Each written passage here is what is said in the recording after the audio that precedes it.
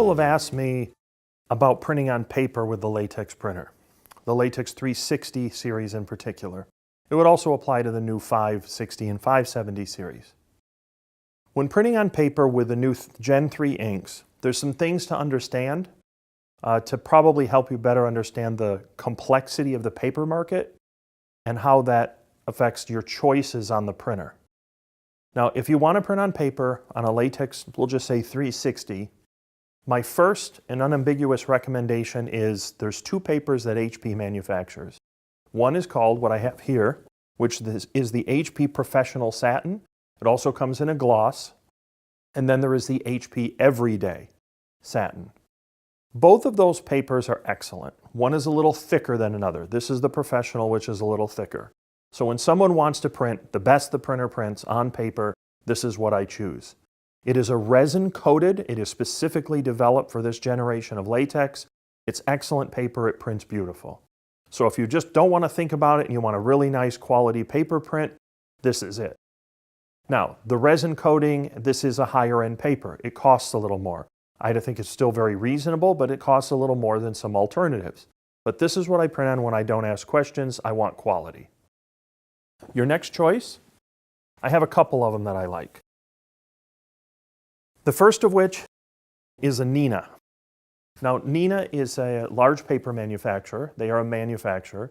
There's three companies sort of under the Neenah umbrella, which we've used extensively, the Convert, Fibermark, and Neenah. So this is the Neenah Photo Satin. Neenah Photo Satin, I think, is on the media locator at this point. This is a very economical paper. It's a nice satin photo paper. This is a really good day-to-day economical choice if you want to print on poster paper. Now, another choice in the same category is made by HP. This is the premium poster paper, the HP premium poster paper. This was released this year, and this is really a replacement for the HP photorealistic poster paper. For a long time, latex users would always use the photorealistic poster paper, and on a Latex 260, it works fantastic. Well, on a 360, it doesn't work quite as well. It has to do with the way paper is formulated and the way the 360 prints using the optimizer and the way it applies ink. The 260, very good on the photorealistic poster paper. The 360, not so much. Very different animals. Very different technologically. So HP released this poster paper. This is a new formulation. This replaces that SKU. This is a good choice. This and the Neenah are two of my go-to papers, especially in the price point. Also, there's a new one from Sil in the similar price point. It's Sil Trisol. That's also quite a nice paper. It's a little thicker. I think it's 200 gram or so. I have had a chance to run it. Unfortunately, I don't have one with me, but I like a lot of the Sil papers as well. Now, I'm moving on to another type of paper. This is a wet strength paper. Now, this is also made by Neenah. It's called Fibermark Endura. This is on the media locator. I like the satin. They have a gloss. They have thinner versions of it too. The Endura is a wet strength poster paper. By wet strength, that is, they impregnate it actually with a little bit of latex, and it has limited outdoor durability. So if this gets wet, it's pretty resistant to paper, what normally does, which is sort of disintegrate. This is a wet strength paper. Not a lot of manufacturers make wet strength, but this does have short-term outdoor durability, and it functions equally well just as a standard paper, like a poster paper. And I like this Fibermark Endura quite a bit. This is very widely used in the industry, and it's also very cost-effective. HP also makes a wet strength paper. This is the HP satin poster paper, white satin poster paper. This is also wet strength. And this is another good choice.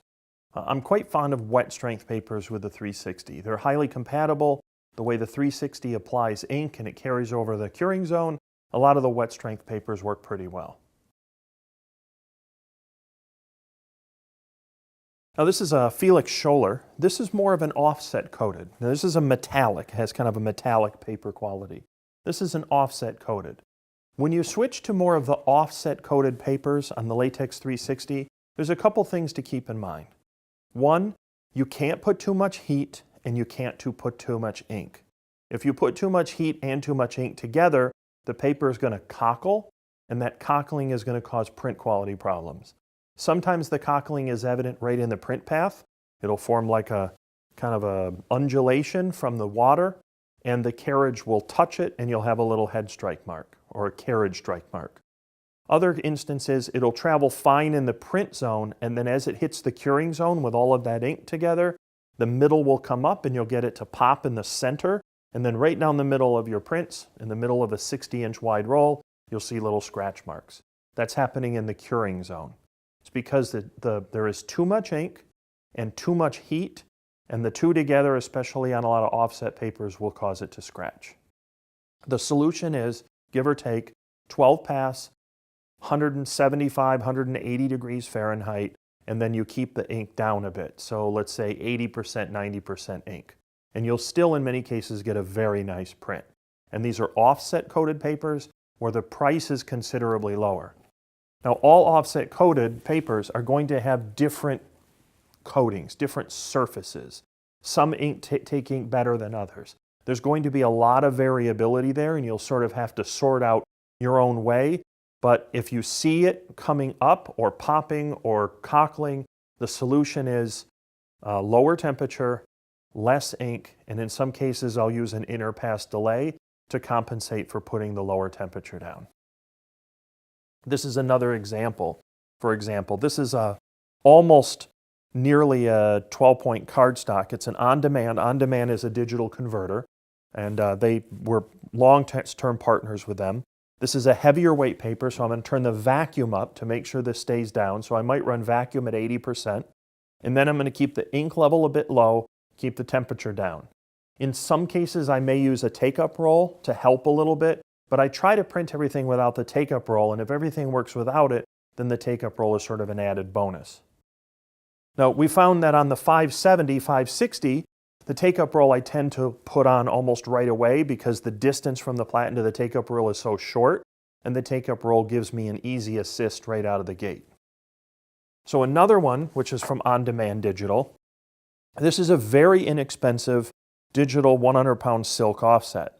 Now, if you look very closely, it'll be a little hard for the camera to pick up, but on the surface of the paper, you can see sort of a modeling effect.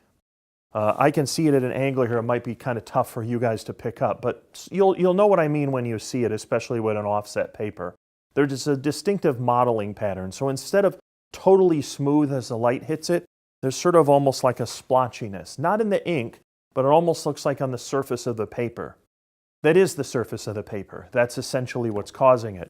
When you get into these lower ink or lower cost offset digital papers, which, this might cost 6-7 cents a square foot, it prints fine, but you're still going to have a little bit of that. On the bigger latex printers, the Latex 3000 series and the 1500, the way that the printer is built allows you to put more ink down efficiently and still keep the temperatures low. They also have a different paper path, which involves a great deal more tension on front and back. What those printers do is they just put a whole nother level of ink down, and that ink smooths out that irregularity. On a Latex 360, I can't put that much ink down because, as we spoke a little earlier, if you put too much ink down on an offset coated paper, the paper will react to the ink, to the amount of water in the ink basically. It will cause cockling, and you're going to have issues along those lines. So to a certain extent, the image quality on offset is good, but it's not great. And some offset papers may also have superior coatings, and those coatings may be of help. For example, there's a cardstock I've run on the 570 made by a company called Red Paper. And this has an acrylic coating on the inside of the roll. So you print on the inside of a roll on a 12-point cardstock, and even though I'm running with a low ink signature, and I'm using a lot of vacuum, and I have the temperature low, the coating is giving me more pop, and I'm getting a very nice looking print even though I'm not using very much ink. It's one of the better cardstocks that I've run because it is what I would call coating assisted. So here's here's a whole group of cardstocks. This is from On Demand, which is a cast coat, Sil Glamour Photo board, which is an S12, and then the Fibermark luster board. Now all of those to some degree, the luster board certainly a little bit on the Sil, which seems a little bit better. All of those have a little bit of that modeling to greater or lesser degree. And to some extent, it's going to be more or less visible depending on the images you choose to print. But you can't make that go away completely on a 300 series. These type of papers do very well on the larger printers. The larger printer also has the ability, by larger I mean the 3000s, they also have the ability to have a 6-inch core converter, which is kind of necessary as you get to cardstocks 12-point and thicker, because you really have to have that spring taken out of it, and when you put thick cardstock on a 3-inch core, it's just wound too tight, and then you have problems getting through the print path. Some other papers, just of oddities and interest. This is a stone paper. This is by Mist Enterprises, and this is actually comprised of stone. I don't know if that makes it not a paper. It's a something. Maybe it's some kind of new polypropylene stone paper. But the chemistry of this is very different. And what's nice about the latex is there's really not much on a roll that one way or another I can't figure out how to run. It's just always going to be speed, temperature, and ink load, adjust the vacuum. This is very thin, so you might, I think I remember putting this on a take-up reel because if it just pushes, it tends to fold on itself, so it needs a little tension on the front to be able to run. Now this is a fine art paper. This is made by Optica 1. It's a smooth fine art paper. The print itself has seen a little bit of abuse. Normally you would print this and then you would frame it or put it under glass. This is a matte finish. When you use a high quality fine art paper, which is what this is, and this is a more expensive paper, but this prints absolutely beautiful on a latex printer. When this comes off the printer, it looks fantastic. It's a beautiful matte finish. There's no modeling whatsoever. I have a nice rich background color, but this would be designed for, say, hotels. When you go into a hotel room and you see a nice matted print, this would be the paper that they would use. And you can run this on a latex printer, and like all aqueous printers, it prints real well on this. This does not buckle, this does not cockle, this does not warp, and this does not model. It's a nice print, and that's because the paper is a very high grade, but you also see that when you check the price. I wanted to show you a few other prints. This is a Tyvek. Now there's two types of Tyvek. There's regular old Tyvek, which I'll show you in a second, and then there's HP DuPont Tyvek. Now HP's ink chemists and coaters got together with Tyvek to make a Tyvek that has a coating on it.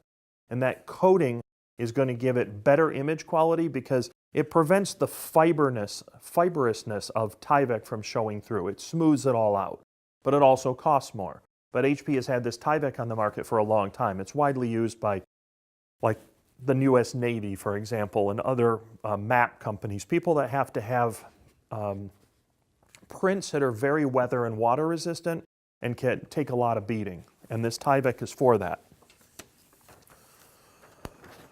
Now, I've also been given Tyvek, just Tyvek. And this is a very thin, inexpensive Tyvek. And when it prints, you can see in the black that there's a little bit of the fiber showing through.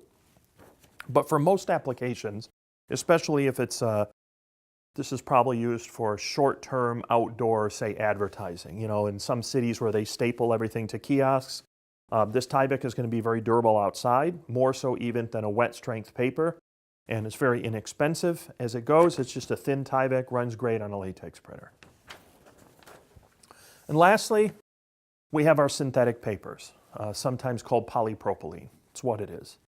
Probably the best synthetic paper right now on the market, if I were to just give you a clear direction, I'd say HP Everyday Polypropylene. That's a great product. It is coated. It prints beautiful, it's easy, but that coating is what gives that polypropylene a chance to really shine. Without the coating, like this UPO, Hopsin, Transil, you're going to tend to have some difficulty on a 360 printing on polypropylene. It can be done, but you're probably looking, as you see here, this is a 12 pass and it's right on the margin. I probably used a high interpass delay. Usually you're looking at 16 pass, very low temperature signature, maybe 170 degrees, 165 degrees. At a certain point when the temperature is so low, nothing is going to cure properly.